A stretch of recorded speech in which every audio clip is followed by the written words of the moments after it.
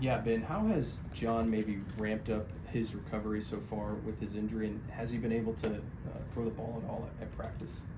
You know, like I said kind of last week, John's a very process guy. He's going to follow the directions given by the doctor, and if there's any sort of gray area, he may lean towards more of the darker shade of the gray whenever it comes to recovery process, and that's just because he's a competitor, and that's just kind of how he's wired. So, you know, there's steps in the recovery process that he's having to follow right now, and doing a really good job with it.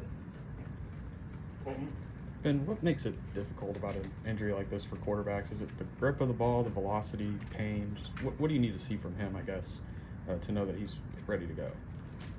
I think with any injury to your dominant throwing hand, I think there's a bunch of different challenges that could come from it, but I think they're all, you know, mutually exclusive, right? Somebody could struggle with another thing from the same injury. So it all just goes about how he feels, how the recovery's going, how the doctors and training staff say everything's going. But you know, I think it's all just different from case to case.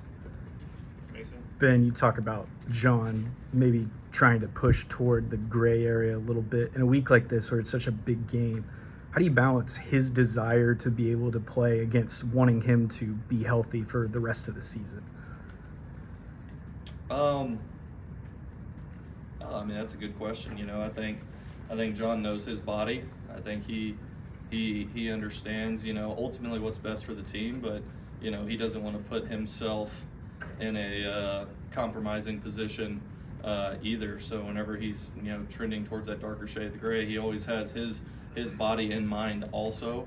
And so again, he's a competitive kid, and so, you know, of course he's going to try to you know, get as ready as quick as he can, but ultimately I don't think anybody wants to put him in a compromising position, you know, just personally.